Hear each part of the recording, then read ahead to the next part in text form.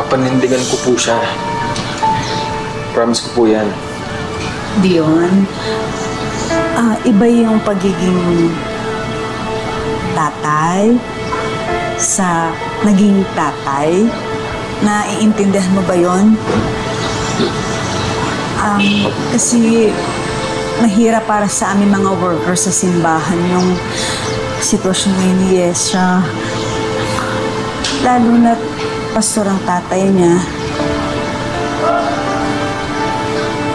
Sorry po. Paano ko aakayin ng tama ang kabataan ang anak ko'y nabuntis ng walang asawa?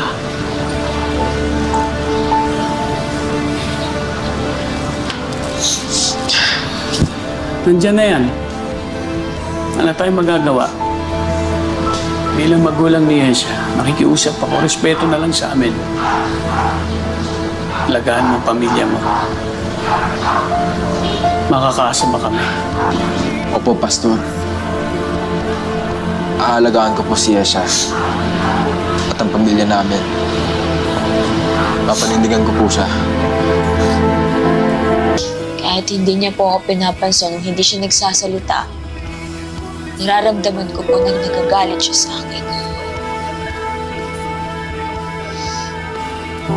Ma, hindi ko po alam kung paano ko may babalik yung dati eh.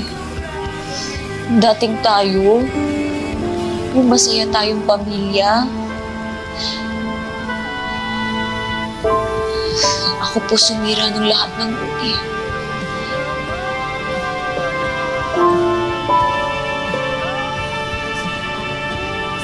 Napatawad ka na ng papa mo. Doon sigurado ako. Hayaan na lang muna natin siya. Kasi naman anak, pareho kaming hindi handa. Ang dami-dami naming mga pangarap para sa'yo. Gusto namin tapos ka, magkaroon ng magandang trabaho, tapos mapaghandaan mo yung maayos na buhay hanggang sa magkaroon ka ng sarili mong pamilya. Kaya lang, hindi yun ang nangyari. Pero dapat namin tanggapin dahil